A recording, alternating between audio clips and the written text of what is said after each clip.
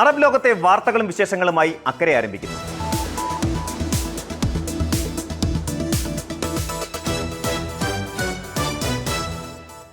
പശ്ചിമേഷ്യയെ വൻ യുദ്ധത്തിന്റെ അരികിലെത്തിച്ച കലുഷിതമായ അന്തരീക്ഷത്തിന് താൽക്കാലിക ശമനം കുറിച്ചുകൊണ്ട് നിർണായകമായ ഭൗമരാഷ്ട്രീയ മാറ്റങ്ങൾ സംഭവിക്കുകയാണ്. ഇസ്രയേലുമായി ചേർന്ന് ഇറാനെതിരെ നടത്താനിരുന്ന വൻ സൈനിക ആക്രമണ പദ്ധതി അവസാന നിമിഷം അമേരിക്ക റദ്ദാക്കിയതായി US പ്രസിഡന്റ് ഡൊണാൾഡ് ട്രംപ് വ്യക്തമാക്കി. മേഖലയിലെ അറബ് രാഷ്ട്രത്തലവന്മാരുടെയും മധ്യസ്ഥരുടെയും നയതന്ത്ര ഇടപെടലുകളെ തുടർന്നാണ് വൻ ആഘാതമുണ്ടാക്കുമായിരുന്ന ഈ ആക്രമണ നീക്കത്തിൽ നിന്ന് വാഷിംഗ്ടൺ പിന്മാറിയത്. രണ്ടാം ലോക മഹായുദ്ധത്തിന് ശേഷം ലോകം കണ്ടിട്ടില്ലാത്ത വിധത്തിലുള്ള അതിശക്തമായ ആക്രമണത്തിന് തങ്ങൾ പൂർണ്ണ സജ്ജരായിരുന്നുവെന്ന് അവകാശപ്പെട്ട ട്രംപ്, എന്നാൽ ഇറാനും മറ്റ് പശ്ചിമേഷ്യൻ രാജ്യങ്ങളും മുന്നോട്ട് വെച്ച അഭ്യർത്ഥനയും ധാരണകളുടെ അടിസ്ഥാന രൂപരേഖയും കണക്കിലെടുത്താണ് തീരുമാനം മാറ്റിയതെന്ന് തന്റെ സോഷ്യൽ മീഡിയ പ്ലാറ്റ്ഫോമായ ട്രൂത്ത് സോഷ്യലിലൂടെ അറിയിക്കുകയായിരുന്നു. ഈ പെട്ടെന്നുള്ള പിന്മാറ്റം പശ്ചിമേഷ്യൻ മേഖലയാകെയും പ്രത്യേകിച്ച് അവിടെ വസിക്കുന്ന ദശലക്ഷക്കണക്കിന് വരുന്ന പ്രവാസി മലയാളികൾക്കിടയിലും വലിയ ആശ്വാസമാണ് പകർന്നിരിക്കുന്നത്. കഴിഞ്ഞ ഏതാനും ദിവസങ്ങളായി അമേരിക്കയും ഇസ്രയേലും ചേർന്ന് ഇറാന്റെ ഊർജ്ജ അടിസ്ഥാന സൗകര്യങ്ങളെയും തന്ത്രപ്രധാന കേന്ദ്രങ്ങളെയും ലക്ഷ്യമിട്ട് ദിവസങ്ങൾ നീളുന്ന ശക്തമായ വ്യോമാക്രമണത്തിന് പദ്ധതിയിടുന്നതായി അന്താരാഷ്ട്ര മാധ്യമങ്ങൾ റിപ്പോർട്ട് ചെയ്തിരുന്നു. എന്നാൽ ഈ ഘട്ടത്തിലാണ് സൗദി അറേബ്യ, ഖത്തർ തുടങ്ങിയ അറബ് രാജ്യങ്ങൾ യുദ്ധം ഒഴിവാക്കാനായി അടിയന്തര ഇടപെടൽ നടത്തിയത്. സൗദി കിരീടാവകാശി മുഹമ്മദ് ബിൻ സൽമാനുമായി സംസാരിച്ചതായും യുദ്ധത്തെക്കാൾ നയതന്ത്ര കരാറാണ് മേഖലയുടെ സുസ്ഥിരതയ്ക്ക് നല്ലതെന്ന് അഭിപ്രായപ്പെട്ടതായും ട്രംപ് വ്യക്തമാക്കി.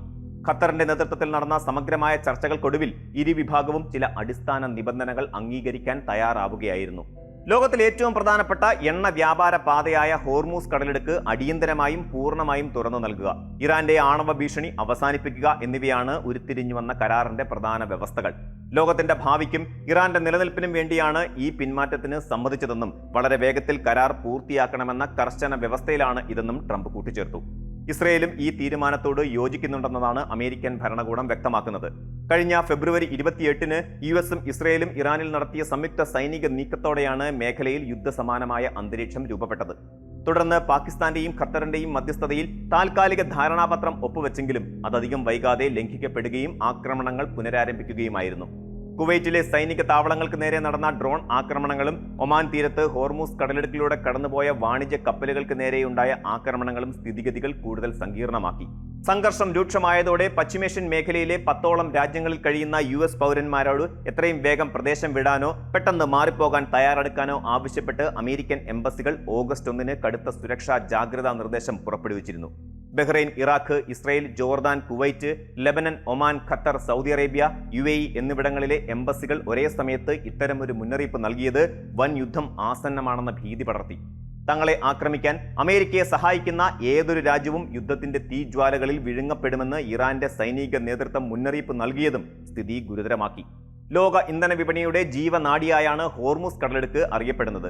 ആഗോളതലത്തിൽ ഉപഭോഗം ചെയ്യുന്ന അസംസ്കൃത എണ്ണയുടെ 1/5 കടന്നു പോകുന്നത് ഇറാനും ഒമാനും ഇടയിലുള്ള ഈ ഇടുങ്ങിയ സമുദ്രപാതയിലൂടെയാണ്. ഇവിടെ ഉണ്ടാകുന്ന ചെറിയൊരു തടസ്സം പോലും ആഗോള എണ്ണവില കുതിച്ചുയരുന്നതിനും അന്താരാഷ്ട്ര വിതരണ ശൃംഖല തകരുന്നതിനും കാരണമാകും. യുദ്ധഭീതി ഉയർന്നതോടെ കപ്പലുകളുടെ ഇൻഷുറൻസ് പ്രീമിയം കുത്തനെ കൂടുകയും ഇന്ധനവിലയിൽ വലിയ വ്യതിയാനങ്ങൾ ഉണ്ടാവുകയും ചെയ്തിരുന്നു. ഹോർമൂസ് കടലിടുക്ക് പൂർണ്ണമായും ഗതാഗത യോഗ്യമാക്കുക എന്ന ഉപാധിയിൽ ട്രംപ് ആക്രമണം റദ്ദാക്കിയത് അന്താരാഷ്ട്ര വിപണിക്ക് വലിയ ആശ്വാസമാണ് ഇപ്പോൾ നൽകിയിരിക്കുന്നത്. എണ്ണപ്പാടങ്ങൾക്കും ഊർജ്ജ അടിസ്ഥാന സൗകര്യങ്ങൾക്കും നേരെ ആക്രമണമുണ്ടായാൽ മേഖലയിലാകെ വൻ സാമ്പത്തിക തകർച്ചയുണ്ടാകുമെന്ന ഭയം ഇതോടെ താൽക്കാലികമായി ഒഴിവായിരിക്കുകയാണ്. പശ്ചിമേഷ്യയിലെ ഏതൊരു ചെറിയ സംഘർഷവും ഏറ്റവും കൂടുതൽ പ്രതിഫലിക്കുന്നത് ഇന്ത്യയിലാണ്, പ്രത്യേകിച്ച് കേരളത്തിൽ. ഗൾഫ് സഹകരണ കൗൺസിൽ രാജ്യങ്ങളിൽ 85 ലക്ഷത്തിലധികം ഇന്ത്യൻ പൗരന്മാർ ജോലി ചെയ്യുന്നുണ്ട്. അതിൽ ബഹുഭൂരിപക്ഷവും പ്രവാസി മലയാളികളാണ്.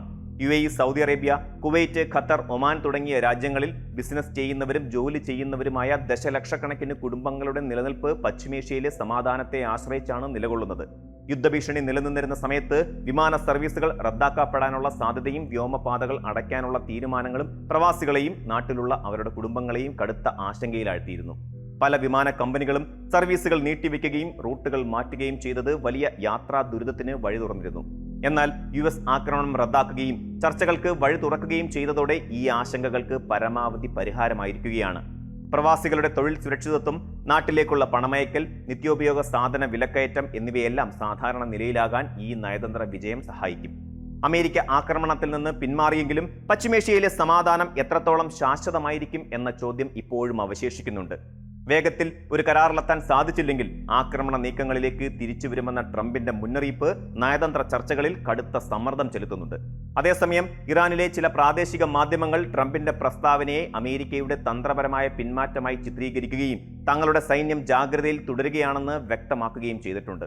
അമേരിക്കൻ ആഭ്യന്തര രാഷ്ട്രീയം, വരാനിരിക്കുന്ന തെരഞ്ഞെടുപ്പുകൾ, പെന്റഗണിന്റെ ആയുധ സംഭരണ തന്ത്രങ്ങൾ എന്നിവയെല്ലാം ഈ തീരുമാനത്തിന് പിന്നിൽ സ്വാധീനം ചെലുത്തിയിട്ടുണ്ടെന്നാണ് അന്താരാഷ്ട്ര നിരീക്ഷകർ കരുതുന്നത്. എന്തുതന്നെയായാലും ആയുധങ്ങളുടെ ശക്തി പ്രകടനത്തെക്കാൾ ചർച്ചകളുടെയും നയതന്ത്രത്തിന്റെയും പാതയാണ് ലോകത്തിന് മുന്നോട്ടു പോകാൻ ആവശ്യമെന്ന തിരിച്ചറിവാണ് ഇവിടെ പ്രകടമാകുന്നത്. അമേരിക്കൻ ആഭ്യന്തര രാഷ്ട്രീയം, വരാനിരിക്കുന്ന തെരഞ്ഞെടുപ്പുകൾ, പെന്റഗണിന്റെ ആയുധ സംഭരണ തന്ത്രങ്ങൾ എന്നിവയെല്ലാം ഈ തീരുമാനത്തിന് പിന്നിൽ സ്വാധീനം ചെലുത്തിയിട്ടുണ്ടെന്നാണ് അന്താരാഷ്ട്ര നിരീക്ഷകർ കരുതുന്നത്. എന്തുതന്നെയായാലും ആയുധങ്ങളുടെ ശക്തി പ്രകടനത്തെക്കാൾ ചർച്ചകളുടെയും നയതന്ത്രത്തിന്റെയും പാതയാണ് ലോകത്തിന് മുന്നോട്ടു പോകാൻ ആവശ്യമെന്ന തിരിച്ചറിവാണ് ഇവിടെ പ്രകടമാകുന്നത്. വരുന്ന ദിവസങ്ങളിൽ നടക്കുന്ന ഉന്നതതല ചർച്ചകളിലൂടെ ഈ താൽക്കാലിക ഇടവേള ഒരു സ്ഥിര സമാധാന കരാറായി മാറുമെന്ന പ്രതീക്ഷയിലാണ് പ്രവാസി സമൂഹവും ആഗോള സമൂഹവും. മധ്യപൂർവ്വ ദേശത്ത് വേനൽക്കാലം അതിന്റെ പരമോന്നതിയിൽ എത്തി നിൽക്കുമ്പോൾ അറേബ്യൻ ഉപദ്വീപ് ഒന്നാകെ കനത്ത ചൂടിന്റെ പിടിയിലാണ്. സാധാരണയായി ജൂലൈ, ഓഗസ്റ്റ് മാസങ്ങളിൽ മേഖലയിൽ ചൂട് ഉയരാറുണ്ടെങ്കിലും ഇത്തവണ താപനിലയിലുണ്ടായ അസാധാരണമായ വർധനവ് ജനജീവിതത്തെ അത്യന്തം ദുഷ്കരമാക്കിയിരിക്കുന്നു. യുണൈറ്റഡ് അറബ് എമിറേറ്റ്സിൽ ഈ വർഷത്തെ ഏറ്റവും ഉയർന്ന താപനില രേഖപ്പെടുത്തിയതോടെ ഗൾഫ് രാജ്യങ്ങളിലുടനീളം അതീവ ജാഗ്രതാ നിർദ്ദേശം പുറപ്പെടുവിച്ചിരിക്കുകയാണ്. അബുദാബിയിലെ അൽ ഷവാമിഖിൽ ഉച്ചയ്ക്ക് 2:30 താപനില 50 ഡിഗ്രി സെൽഷ്യസ് തൊട്ടത് വരാനിരിക്കുന്ന കഠിന ദിനങ്ങളുടെ വ്യാപ്തി വ്യക്തമാക്കുന്നു. പ്രവാസി മലയാളികൾ ഉൾപ്പെടെയുള്ള ലക്ഷക്കണക്കിന് മനുഷ്യരുടെ ദൈനംദിന ജീവിതത്തെയും തൊഴിൽ സാഹചര്യങ്ങളെയും ബാധിക്കുന്ന ഈ ഉഷ്ണതരംഗം കേവലം ഒരു പ്രാദേശിക കാലാവസ്ഥാ വ്യതിയാനമല്ല, മറിച്ച് ആഗോളതലത്തിൽ ഭൗമരാഷ്ട്രീയത്തിൽ സംഭവിക്കുന്ന വലിയ പ്രതിഭാസങ്ങളുടെ തുടർച്ചയാണ്. എന്തുകൊണ്ടാണ് ഗൾഫ് നാടുകളിൽ പെട്ടെന്ന് ഇത്രയധികം താപനില ഉയരുന്നത് എന്ന് മനസ്സിലാക്കാൻ അന്തരീക്ഷത്തിലെ വായുമർദ്ദ വ്യതിയാനങ്ങൾ പരിശോധിക്കേണ്ടതുണ്ട്. കാലാവസ്ഥാ ശാസ്ത്രജ്ഞരുടെ നിരീക്ഷണ പ്രകാരം തെർമൽ ഡോം അഥവാ ഹീറ്റ് ഡോം എന്നറിയപ്പെടുന്ന ശക്തമായ ഉയർന്ന മർദ്ദ മേഖലയാണ് നിലവിലെ ഉഷ്ണതരംഗത്തിന് പ്രധാന കാരണം. അന്തരീക്ഷത്തിന്റെ ഉയർന്ന തട്ടിൽ രൂപപ്പെടുന്ന വലിയൊരു കൂര അല്ലെങ്കിൽ അടുപ്പ് പോലെയാണ് ഈ ഉയർന്ന മർദ്ദമേഖല പ്രവർത്തിക്കുന്നത്. ഉപരിതലത്തിന് സമീപമുള്ള ചൂടേറിയ വായുവിനെ പുറത്തുപോകാൻ അനുവദിക്കാതെ താഴേക്ക് തടഞ്ഞു നിർത്താൻ ഇതിടയാക്കുന്നു. അന്തരീക്ഷത്തിലെ ഈ ഉയർന്ന സമ്മർദ്ദം കാരണം മേഘങ്ങൾ രൂപപ്പെടാനുള്ള സാധ്യത ഗണ്യമായി കുറയുകയും സൂര്യരശ്മികൾ കൂടുതൽ ശക്തിയോടെ നേരിട്ട് ഭൂമിയിലേക്ക് പതിക്കുകയും ചെയ്യുന്നു. ഇതോടൊപ്പം പകൽ സമയത്ത് കല്ലുകളിലും കോൺക്രീറ്റ് കെട്ടിടങ്ങളിലും മരുഭൂമിയിലെ മണലിലും സംഭരിക്കപ്പെടുന്ന ചൂട് രാത്രികാലങ്ങളിൽ അന്തരീക്ഷത്തിലേക്ക് പുറന്തള്ളപ്പെടുന്നു. ഇതിന്റെ ഫലമായി രാത്രിയിലും അസാധാരണമായ ഉഷ്ണമാണ് ജനങ്ങൾക്ക് അനുഭവപ്പെടുന്നത്. തീരദേശ മേഖലകളിൽ അന്തരീക്ഷ ആർദ്രത അഥവാ ഹ്യൂമിഡിറ്റി കൂടി ഉയരുന്നതോടെ മനുഷ്യ ശരീരത്തിന് വിയർപ്പിലൂടെ ചൂട് പുറന്തള്ളാൻ കഴിയാത്ത അവസ്ഥ വരികയും താപനില അനുഭവപ്പെടുന്നത് വീണ്ടും വർദ്ധിക്കുകയും ചെയ്യുന്നു. ഈ ഉഷ്ണതരംഗം UAE-യിൽ മാത്രം ഒതുങ്ങി നിൽക്കുന്ന ഒന്നല്ല. അറബ് ലോകത്തെ 10ഓളം രാജ്യങ്ങളെയാണ് നിലവിലെ കടുത്ത കാലാവസ്ഥ നേരിട്ട് ബാധിക്കുന്നത്. സൗദി അറേബ്യയുടെ കിഴക്കൻ പ്രവിശ്യകൾ, ഇറാഖിലെ ബാഗ്ദാദ്, കുവൈറ്റ് എന്നിവിടങ്ങളിൽ പകൽ താപനില 50 ഡിഗ്രിയോട് അടുക്കുകയോ ചിലയിടങ്ങളിൽ അത് മറികടക്കുകയോ ചെയ്തിട്ടുണ്ട്. സൗദി അറേബ്യൻ ദേശീയ കാലാവസ്ഥാ കേന്ദ്രത്തിന്റെ പ്രവചന പ്രകാരം ഓഗസ്റ്റ്, സെപ്റ്റംബർ, ഒക്ടോബർ മാസങ്ങളിലും സാധാരണയേക്കാൾ ഉയർന്ന താപനില തുടരും. രാജ്യത്തെ ഭൂരിഭാഗം പ്രദേശങ്ങളിലും ദീർഘകാല ശരാശരിയേക്കാൾ 2.5 ഡിഗ്രി വരെ താപനില ഉയർന്നേക്കാമെന്നാണ് 60 മുതൽ 80% വരെയുള്ള പ്രവചനങ്ങൾ സൂചിപ്പിക്കുന്നത്. സെപ്റ്റംബർ അവസാനത്തോടെ മഴ ലഭിച്ചു തുടങ്ങുമെങ്കിലും ഓഗസ്റ്റിൽ കടുത്ത വരൾച്ചയും ഉഷ്ണവുമാണ് സൗദിയിൽ പ്രതീക്ഷിക്കുന്നത്. അയൽ രാജ്യമായ ഒമാനിലും കടുത്ത ചൂടാണ് അനുഭവപ്പെടുന്നത്. വിദിയയിൽ കഴിഞ്ഞ ദിവസങ്ങളിൽ 47.2 ഡിഗ്രി സെൽഷ്യസ് ചൂടാണ് രേഖപ്പെടുത്തിയത്. ഹംറ, അൽദുറു, ഖുറയ്യാത്ത് തുടങ്ങിയ നിരവധി ഉൾപ്രദേശങ്ങളിൽ താപനില 47 ഡിഗ്രിയും അതിലധികവുമായി തുടരുന്നു. ഇതോടൊപ്പം ജോർദാനിലും സാധാരണ താപനിലയേക്കാൾ 6 മുതൽ 8 ഡിഗ്രി വരെ വർധനവ് ഉണ്ടായേക്കാമെന്ന് മുന്നറിയിപ്പുണ്ട്. ജോർദാൻ താഴ്വര, ചാവുക്കടൽ മേഖല, അഖബ, കിഴക്കൻ മരുഭൂമി പ്രവിശ്യകൾ എന്നിവിടങ്ങളിൽ താപനില അസാധാരണമാം വിധം ഉയർന്നിരിക്കുകയാണ്. കടുത്ത ഉഷ്ണക്കാറ്റും മരുഭൂമിയിലെ പൊടിക്കാറ്റും കൂടിയാകുമ്പോൾ ഇവിടങ്ങളിലെ ദിനാന്തരീക്ഷം കൂടുതൽ കഠിനമാകുന്നു. കടുത്ത ചൂടിൽ നിർമ്മാണ മേഖലയിലും മറ്റു തുറസായ സ്ഥലങ്ങളിലും പണിയെടുക്കുന്ന തൊഴിലാളികളുടെ ജീവൻ സംരക്ഷിക്കാൻ ഗൾഫ് രാജ്യങ്ങൾ കടുത്ത നിയമപരമായ മുൻകരുതലുകളാണ് നടപ്പിലാക്കുന്നത്.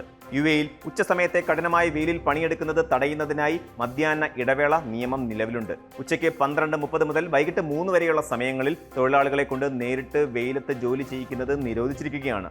ഈ നിയമം ലംഘിക്കുന്ന കമ്പനികൾക്കെതിരെ ഭാരിച്ച പിഴയും നിയമ നടപടികളും സ്വീകരിക്കുമെന്ന് അധികൃതർ വീണ്ടും ഓർമ്മിപ്പിച്ചു.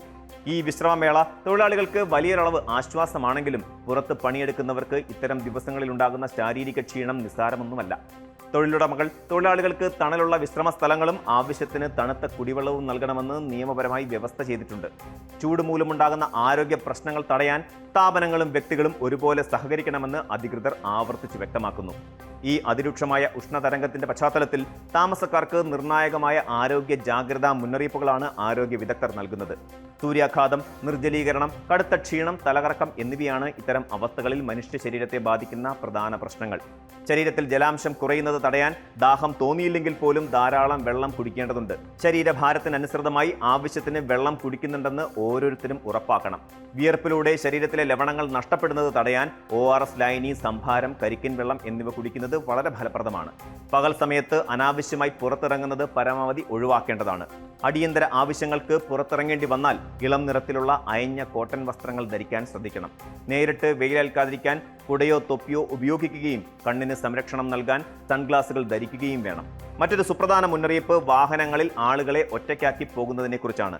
വെയിലത്ത് നിർത്തിയിട്ടിരിക്കുന്ന വാഹനങ്ങൾക്കുള്ളിലെ താപനില മിനിറ്റുകൾക്കുള്ളിൽ പുറത്ത് താപനിലയേക്കാൾ ഇരട്ടിയായി ഉയർന്നേക്കാം. അതിനാൽ കുട്ടികളെയോ വയോധികരെയോ വളർത്തു മൃഗങ്ങളെയോ യാതൊരു കാരണവശാലും നിർത്തിയിട്ടിരിക്കുന്ന വാഹനങ്ങളിൽ ഒറ്റയ്ക്കിരുത്തി പോകരുത്.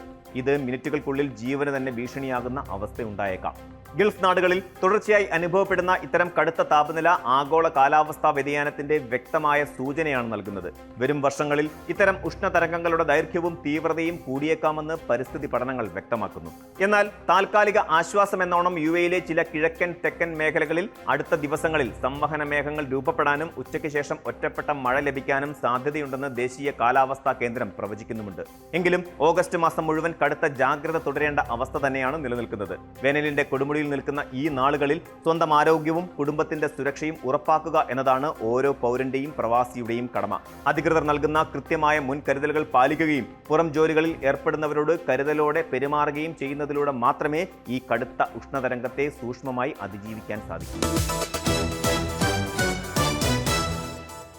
ഓഗസ്റ്റ് 2 ഗൾഫ് രാജ്യങ്ങളുടെയും അവിടെ ജീവിക്കുന്ന ലക്ഷക്കണക്കിന് പ്രവാസികളുടെയും ചരിത്രത്തിലെ ഏറ്റവും ഇരുണ്ട ദിനങ്ങളിലൊന്നാണിത്. 1990 ഓഗസ്റ്റ് 2 പുലർച്ചെയാണ് ലോകത്തെ മുഴുവൻ ഞെട്ടിച്ചുകൊണ്ട് സദാം ഹുസൈന്റെ നേതൃത്വത്തിലുള്ള ഇറാഖ് സൈന്യം അയൽരാജ്യമായ കുവൈറ്റിലേക്ക് ഇരച്ചു കയറിയത്. ആധുനിക പശ്ചിമേഷ്യൻ ചരിത്രത്തിലെ ഏറ്റവും വലിയ പ്രതിസന്ധികളിൽ ഒന്നിനാണ് അന്നത്തെ പ്രഭാതം സാക്ഷ്യം വഹിച്ചത്. സമ്പൽ സമൃദ്ധിയിൽ കഴിഞ്ഞിരുന്ന ഒരു കൊച്ചു രാജ്യം ഒറ്റ രാത്രി കൊണ്ട് യുദ്ധഭൂമിയായി മാറി. ഈ അധിനിവേശം കേവലം 2 രാജ്യങ്ങൾ തമ്മിലുള്ള അതിർത്തി തർക്കമായിരുന്നില്ല, മറിച്ച് ലോകക്രമത്തെയും ആഗോള സമ്പദ് വ്യവസ്ഥയെയും പ്രത്യേകിച്ച് ഇന്ത്യക്കാരായ പ്രവാസികളുടെ ജീവിതത്തെയും അടിസ്ഥാനപരമായി മാറ്റിമറിച്ച ഒരു മഹാസംഭവമായിരുന്നു. അധിനിവേശത്തിന്റെ 36ാം വാർഷികം പിന്നിടുമ്പോൾ അന്ന് സംഭവിച്ചതെന്താണെന്നും അത് നമ്മെ പഠിപ്പിക്കുന്ന പാഠങ്ങൾ എന്താണെന്നും ആഴത്തിൽ പരിശോധിക്കേണ്ടതുണ്ട്. പെട്ടെന്നൊരു സുപ്രഭാതത്തിലുണ്ടായ ഒരു തീരുമാനമായിരുന്നില്ല കുവൈറ്റ് അധിനിവേശം. 80കളിൽ നടന്ന ഇറാൻ-ഇറാഖ് യുദ്ധത്തിന്റെ ബാക്കി പത്രമായിരുന്നു ഒരു പരിധിവരെ ഈ സൈനിക നീക്കം. 8 വർഷം നീണ്ടുനിന്ന യുദ്ധം ഇറാഖിന്റെ സമ്പദ് വ്യവസ്ഥയെ പൂർണ്ണമായി തകർത്തിരുന്നു. കുവൈറ്റ് ഉൾപ്പെടെയുള്ള അറബ് രാജ്യങ്ങളിൽ നിന്ന് വലിയ തുക ഇറാഖ് കടമെടുത്തിരുന്നു. ഈ കടങ്ങൾ എഴുതി തള്ളണമെന്ന് സദാം ഹുസൈൻ ആവശ്യപ്പെട്ടെങ്കിലും കുവൈറ്റ് അതിന് തയ്യാറായില്ല. ഇതിന് പുറമെ അതിർത്തിയിലെ റുവൈല എണ്ണപ്പാടത്ത് നിന്ന് കുവൈറ്റ് ചരിഞ്ഞ ഡ്രില്ലിംഗ് സാങ്കേതികവിദ്യ ഉപയോഗിച്ച് തങ്ങളുടെ എണ്ണ മോഷ്ടിക്കുകയാണെന്നും ഇറാഖ് ആരോപിച്ചു. രാജ്യാന്തര വിപണിയിൽ എണ്ണവില കുറയാൻ കാരണം കുവൈറ്റ് അമിതമായി എണ്ണ ഉൽപ്പാദിപ്പിക്കുന്നതാണെന്ന വാദവും ഇറാഖ് ഉന്നയിച്ചു. ഈ കാരണങ്ങൾ നിരത്തിയാണ് സദാം ഹുസൈൻ കുവൈറ്റിനെതിരെ സൈനിക നീക്കം നടത്തിയത്. പ്രതിരോധിക്കാൻ തക്ക സൈനിക ശേഷിയില്ലാതിരുന്ന കുവൈറ്റിനെ മണിക്കൂറുകൾക്കുള്ളിൽ ഇറാഖ് സൈന്യം പൂർണ്ണമായി കീഴടക്കി. 7 മാസം നീണ്ടുനിന്ന അധിനിവേശത്തിനൊടുവിൽ ഇറാഖ് സൈന്യത്തിന് കുവൈറ്റിൽ നിന്ന് പിൻവാങ്ങേണ്ടി വന്നു. എന്നാൽ തോൽവി ഉറപ്പായപ്പോൾ അവർ കാണിച്ച ക്രൂരത ലോകം കണ്ട ഏറ്റവും വലിയ മനുഷ്യനിർമ്മിത പാരിസ്ഥിതിക ദുരന്തങ്ങളിലൊന്നിനാണ് വഴിവെച്ചത്. പിൻവാങ്ങുന്നതിന് മുൻപായി കുവൈറ്റിലെ 800ഓളം എണ്ണക്കിണറുകൾക്കാണ് ഇറാഖ് സൈന്യം തീയിട്ടത്. മാസങ്ങളോളം ഈ തീ അണയ്ക്കാനായില്ല.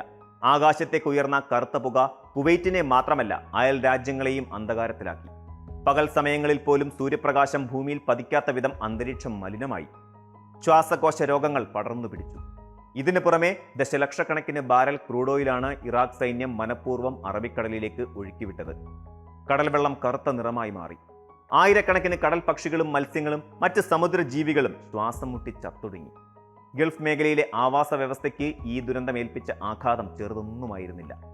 വർഷങ്ങൾ നീണ്ട പരിശ്രമങ്ങൾക്കും കോടിക്കണക്കിന് ഡോളറുകളുടെ ചെലവിനും ശേഷമാണ് ഈ പാരിസ്ഥിതിക തകർച്ചയിൽ നിന്ന് ഒരു പരിധിവരെയെങ്കിലും കരകയറാൻ കഴിഞ്ഞത്. ഇറാഖിന്റെ അധിനിവേശത്തെ ഐക്യരാഷ്ട്രസഭ ശക്തമായി അപലപിച്ചു. ഉടൻ പിന്മാറണമെന്ന അന്ത്യശാസനം സദ്ദാം ഹുസൈൻ തള്ളിയതോടെയാണ് അമേരിക്കയുടെ നേതൃത്വത്തിലുള്ള ബഹിരാഷ്ട്ര സഖ്യസേന സൈനിക നടപടിയിലേക്ക് കടന്നത്. ചരിത്രത്തിൽ ഓപ്പറേഷൻ ഡെസേർട്ട് സ്റ്റോം എന്നറിയപ്പെടുന്ന ഈ നീക്കം ആധുനിക യുദ്ധതന്ത്രങ്ങളുടെ ഒരു വലിയ പ്രദർശനമായിരുന്നു. 35ഓളം രാജ്യങ്ങളുടെ പിന്തുണയോടെ അമേരിക്കൻ വ്യോമസേന ഇറാഖിന്റെ തന്ത്രപ്രധാന കേന്ദ്രങ്ങളിൽ കനത്ത ബോംബാക്രമണം നടത്തി. ടെലിവിഷൻ ചാനലുകളിലൂടെ ലോകമാദ്യമായി ഒരു യുദ്ധം തത്സമയം കണ്ടത് ഗൾഫ് യുദ്ധത്തിലൂടെയാണ്. ദിവസങ്ങൾ നീണ്ട വ്യോമാക്രമണങ്ങൾക്കും അതിവേഗത്തിലുള്ള കരയുദ്ധത്തിനുമൊടുവിൽ 1991 ഫെബ്രുവരി അവസാനത്തോടെ ഇറാഖ് സൈന്യം പൂർണ്ണമായി പരാജയം സമ്മതിക്കുകയും കുവൈറ്റ് സ്വതന്ത്രമാവുകയും ചെയ്തു. ഈ യുദ്ധം അമേരിക്കയെ പശ്ചിമേഷ്യയിലെ ഏറ്റവും വലിയ സുരക്ഷാ പങ്കാളിയാക്കി മാറ്റുകയും ഗൾഫ് രാജ്യങ്ങളുടെ പ്രതിരോധ നയങ്ങളിൽ വലിയ മാറ്റങ്ങൾ കൊണ്ടുവരികയും ചെയ്തു. ഗൾഫ് യുദ്ധം എന്ന് കേൾക്കുമ്പോൾ ഓരോ മലയാളിയുടെയും മനസ്സിലേക്ക് ആദ്യം ഓടിയെത്തുന്നത് തങ്ങളുടെ ഉറ്റവർ അനുഭവിച്ച കഷ്ടപ്പാടുകളാണ്. അന്ന് കുവൈറ്റിൽ 1.5 ലക്ഷത്തിലധികം ഇന്ത്യക്കാരുണ്ടായിരുന്നു. അതിൽ വലിയൊരു ശതമാനം മലയാളികളായിരുന്നു. മികച്ച ജീവിതം സ്വപ്നം കണ്ട് മരുഭൂമിയിൽ ചോര നീരാക്കി ഉണ്ടാക്കിയ സമ്പാദ്യമെല്ലാം ഒറ്റ രാത്രി കൊണ്ട് അവർക്ക് ഉപേക്ഷിക്കേണ്ടി വന്നു. ബാങ്കുകൾ കൊള്ളയടിക്കപ്പെട്ടു, വാഹനങ്ങൾ പിടിച്ചെടുക്കപ്പെട്ടു, ഭക്ഷണവും വെള്ളവും കിട്ടാതെയായി. പാസ്പോർട്ടും രേഖകളും പോലുമില്ലാതെ ജീവൻ മാത്രം കയ്യിൽ പിടിച്ച് അവർക്ക് പലായനം ചെയ്യേണ്ടി വന്നു. ചരിത്രത്തിലെ തന്നെ ഏറ്റവും വലിയ സിവിലിയൻ ഒഴിപ്പിക്കലിനാണ് പിന്നീട് ലോകം സാക്ഷ്യം വഹിച്ചത്.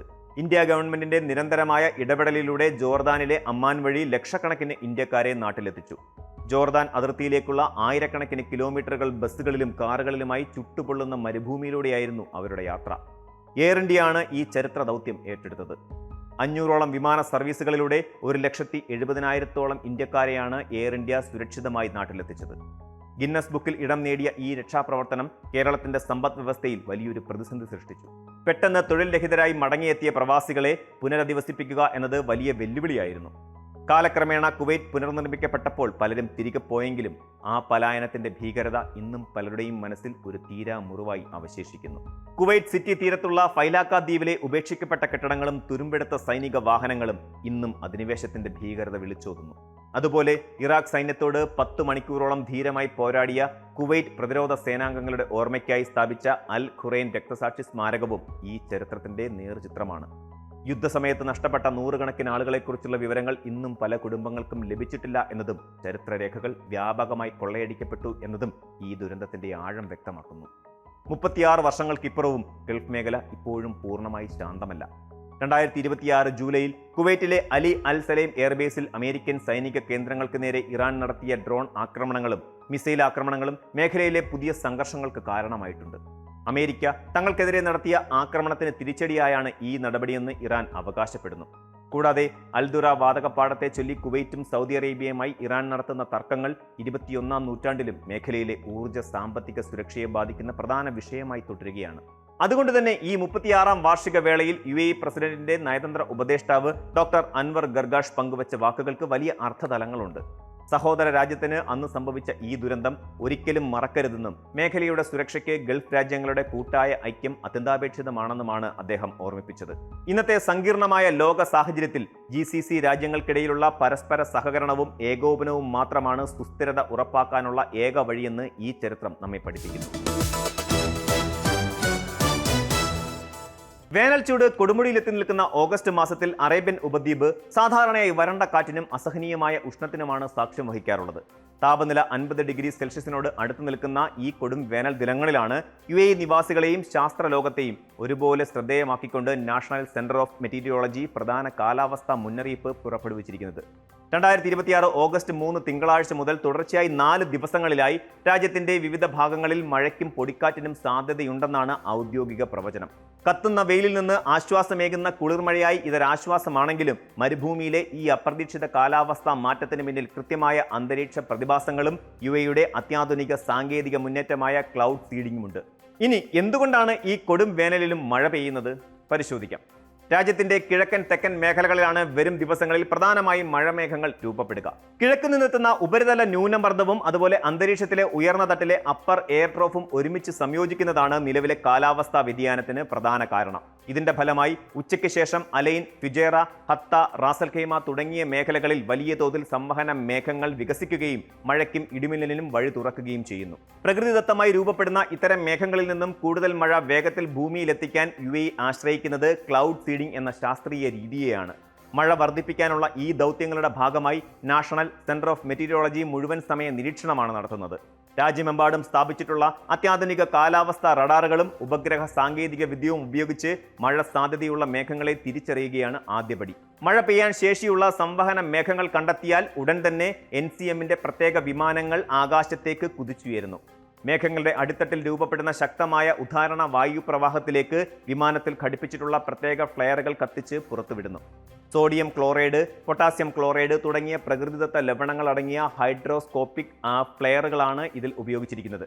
മേഘങ്ങളിലെത്തുന്ന ഈ ഉപ്പുകണികകൾ അന്തരീക്ഷത്തിലെ ജലബാഷ്പത്തെ തങ്ങളിലേക്ക് ആകർഷിക്കുകയും സൂക്ഷ്മ ജലകണങ്ങളെ തമ്മിൽ കൂട്ടിയിണക്കി വലിയ മഴത്തുള്ളികളാക്കി മാറ്റുകയും ചെയ്യുന്നു. ഗുരുത്വാകർഷണ ബലത്തെ പ്രതിരോധിക്കാൻ കഴിയാത്തത്ര ഭാരം വരുമ്പോൾ ഇവ കനത്ത മഴയായി ഭൂമിയിലേക്ക് പതിക്കുന്നു.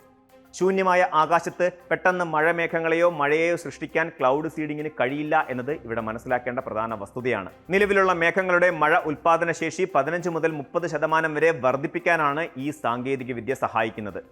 പ്രകൃതിയുടെ നിയമങ്ങളും ആധുനിക ശാസ്ത്ര സാങ്കേതിക വിദ്യയും കൈകോർക്കുമ്പോൾ മരുഭൂമിയിലും കുളിർമഴ പെയ്യും എന്നതിന്റെ ഉത്തമ ഉദാഹരണമാണ് UAE കാഴ്ചവെക്കുന്നത്. കൊടും ചൂടിനിടയിലും ആകാശത്ത് തെളിയുന്ന കാർമേഘങ്ങൾ നാടിന് പ്രതീക്ഷയുടെ പുതിയൊരു കുളിർമഴയായി മാറുകയാണ്.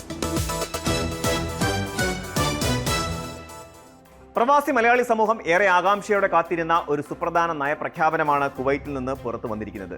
രാജ്യത്ത് സന്ദർശക വിസയിലെത്തുന്ന വിദേശികൾക്ക് നിർദ്ദിഷ്ട മാനദണ്ഡങ്ങൾ പാലിച്ചുകൊണ്ട് അവരുടെ എൻട്രി വിസകൾ റെഗുലർ റെസിഡൻസി പെർമിറ്റിലേക്ക് അല്ലെങ്കിൽ ഇഖാമയിലേക്ക് മാറ്റാൻ അനുമതി നൽകിക്കൊണ്ട് കുവൈറ്റ് ആഭ്യന്തര മന്ത്രാലയം ഔദ്യോഗിക ഉത്തരവിറക്കിയിരിക്കുന്നു.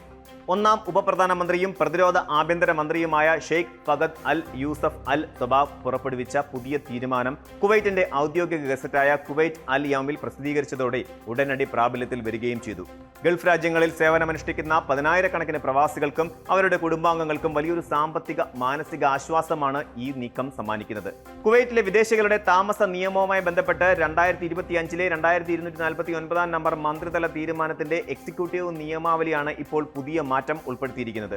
2026-ലെ 1091 നമ്പർ മന്ത്രിതല തീരുമാന പ്രകാരമാണ് ഈ ഭേദഗതി ഔദ്യോഗികമായി നടപ്പിലാക്കിയിരിക്കുന്നത്.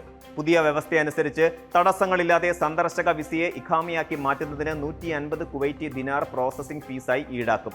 മുൻകാലങ്ങളിൽ സന്ദർശക വിസയുടെ കാലാവധി കഴിയുമ്പോൾ സ്വന്തം നാട്ടിലേക്ക് മടങ്ങിപ്പോയി പുതിയ തൊഴിൽ വിസയിൽ വീണ്ടും കുവൈറ്റിലേക്ക് വരേണ്ടി വന്നിരുന്ന പ്രവാസികൾക്ക് ഈ തീരുമാനം വലിയൊരു വഴിത്തിരിവാണ്. രാജ്യത്തിനുള്ളിൽ തന്നെ തുടർന്നുകൊണ്ട് വിസ പദവി മാറ്റാൻ സാധിക്കുന്നത് വിമാന ടിക്കറ്റ് ചെലവുകളും യാത്രാ ബുദ്ധിമുട്ടുകളും പൂർണ്ണമായി ഒഴിവാക്കാൻ സഹായിക്കും.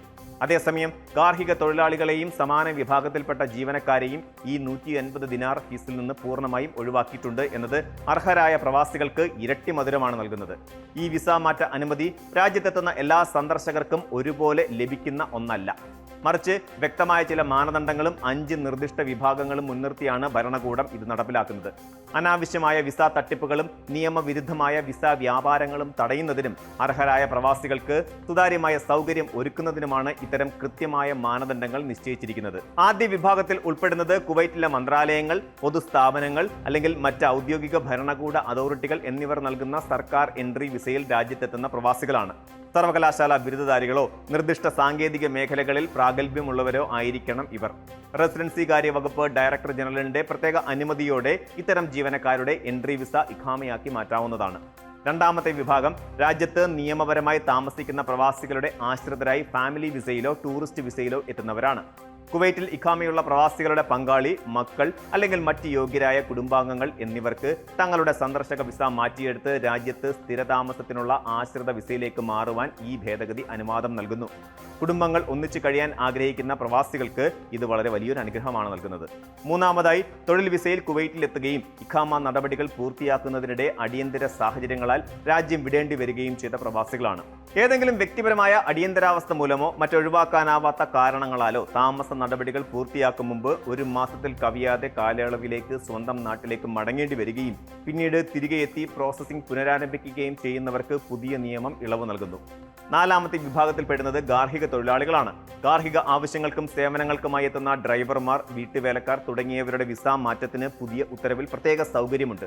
തുടക്കത്തിൽ സൂചിപ്പിച്ചതുപോലെ ഇവരെ ഫീസ് തുകയായ 150 ദിനാറിൽ നിന്ന് ഭരണകൂടം ഒഴിവാക്കിയിട്ടുമുണ്ട്. അഞ്ചാമതായി, ആദ്യം പരാമർശിച്ച പട്ടികയിൽ നേരിട്ട് പെടാത്തവരും എന്നാൽ പ്രത്യേക പരിഗണന അർഹിക്കുന്നവരുമായ അപൂർവ കേസുകളിൽ റെസിഡൻസി കാര്യ വകുപ്പ് ഡയറക്ടർ ജനറലിന്റെ പ്രത്യേക വിവേചനാധികാരത്തിൽ വിസ മാറ്റത്തിന് ഇളവ് അനുവദിക്കാവുന്നതാണ്. ഇത്തരത്തിൽ സുതാര്യവും നിയന്ത്രിതവുമായ രീതിയിലാണ് ആഭ്യന്തര മന്ത്രാലയം ഉത്തരവ് ആസൂത്രണം ചെയ്തിരിക്കുന്നത്. പ്രവാസികൾ ഈ ആനുകൂല്യം പ്രയോജനപ്പെടുത്തുമ്പോൾ ആഭ്യന്തര മന്ത്രാലയവും റെസിഡൻസി കാര്യ വകുപ്പും മുന്നോട്ട് വയ്ക്കുന്ന നിർദ്ദിഷ്ട രേഖകളും മാനദണ്ഡങ്ങളും കൃത്യമായി പാലിക്കുന്നുണ്ടെന്ന് ഉറപ്പുവരുത്തേണ്ടതുണ്ട്. അറബ് ലോകത്തെ വാർത്തകൾ അവസാനിക്കുന്നില്ല. കൂടുതൽ മികച്ച കാഴ്ചകളും വിശേഷങ്ങളുമായി അക്കരയിലൂടെ നമുക്ക് വീണ്ടും കാണാം. അതുവരെ thank you and good night.